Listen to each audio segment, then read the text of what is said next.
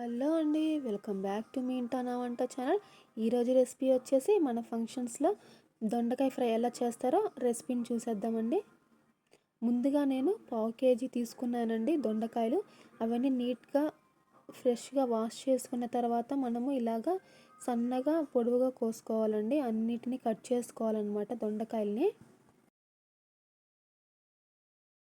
ఇలాగ దొండకాయలన్నీ ఇట్లాగ సన్నగా కట్ చేసుకోవాలండి. అన్నీ కట్ చేసుకున్న తర్వాత 1 కప్పు శనగపిండి, 1 కప్పు కార్న్ఫ్లోర్, అలాగే లైట్గా సాల్ట్ వేసుకోవాలి. ఇప్పుడు ఇందులోకి 1 స్పూన్ గరం మసాలా, అలాగే 1 టీ స్పూన్ కారం వేసుకోవాలండి. మనం ఇవన్నీ వేసుకున్నాం కదా, ఇప్పుడు ఇవన్నీ ముక్కలకి పట్టేలాగా మొత్తం కలుపుకోవాలండి. మనం వాటర్ అనేది ఇప్పుడు వేయకూడదు, ఎందుకంటే ఆల్రెడీ మనకి దొండకాయలకి ఆల్రెడీ వాటర్ ఉంటుంది కాబట్టి అది పీల్చుకుంటుంది. చూసారు కదా.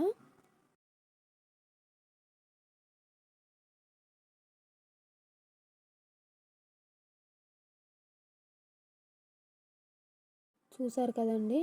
ఇప్పుడు మనము లైట్గా వాటర్ పోసుకుంటూ ముక్కలకి పట్టేలాగా మనము కలుపుకోవాలండి బాగా.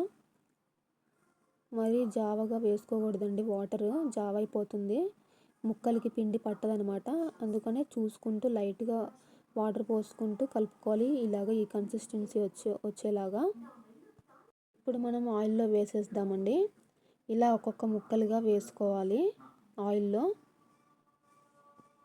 మనము ఆయిల్లో వేసిన తర్వాత వాటిని వెంటనే మనము కలిదిప్పకూడదండి, ఎందుకంటే కింద అడుగున అంటుకొని పోతాయి అన్నమాట పిండి అనేది. కొంచెం వేగాక మనము ఫ్రై చేసుకుంటే ఇట్లాగా సరిపోతుంది.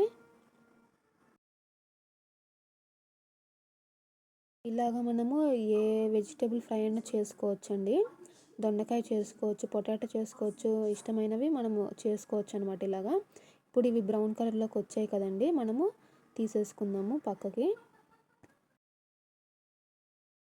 ఇప్పుడు మనము ఆల్రెడీ తరుగు పెట్టుకున్నటువంటి పచ్చిమిర్చి, అలాగే పిడికెడు పల్లీలు, అలాగే కొంచెం కరివేపాకు అన్నీ ఆయిల్లో బాగా ఫ్రై చేసుకోవాలండి. ఇలాగా ఫ్రై చేసుకున్న తర్వాత అన్నిటినీ ఈ ఫ్రైలో మిక్స్ చేసేసుకోవాలండి. అంతే అండి, చాలా సింపుల్ కదా. మీరు కూడా ఒకసారి ట్రై చేయండి ఫంక్షన్ స్టైల్ దొండకాయ ఫ్రై. మీరు కూడా ఒకసారి ట్రై చేసి మీకు ఎలా వచ్చిందో కామెంట్స్లో చెప్పండి. అలాగే ఈ వీడియో కనుక మీకు నచ్చినట్లయితే లైక్ చేయండి, షేర్ చేయండి. అలాగే మరిన్ని మంచి వీడియోస్ కోసం ఛానల్ని సబ్స్క్రైబ్ చేసుకోండి. Thank you.